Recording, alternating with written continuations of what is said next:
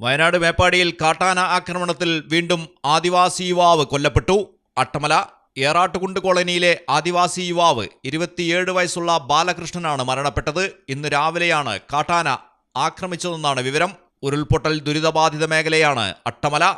ചൂരൽമലയിൽ നിന്നുമാണ് അട്ടമലയിലേക്ക് പോകുന്നത്. ദുരന്തത്തിനു ശേഷം അട്ടമലയിൽ നിന്നും ആളുകളെ മാറ്റിപ്പാർപ്പിച്ചിരുന്നു. ഏതാനും ആദിവാസി കുടുംബങ്ങൾ മാത്രമാണ് ഇവിടെ താമസിക്കുന്നത്. കഴിഞ്ഞ ദിവസവും വയനാട്ടിൽ ബത്തേരിയിൽ ആദിവാസി യുവാവിനെ കാട്ടാന കുത്തിക്കൊന്നിരുന്നു.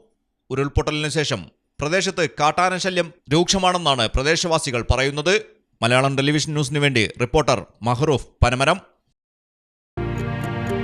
Never seen before designs. നിങ്ങളുടെ സ്നേഹത്തോളം പ്യൂർ ആൻഡ് പ്രഷ്യസ്. ഹൃദയം തൊട്ടറിഞ്ഞുള്ള സർവീസ്. കവിത ഗോൾഡൻ ഡയമണ്ട്സ് പോലെ തീർത്തും versatile. Kavitha golden diamonds, the versatile jewelry.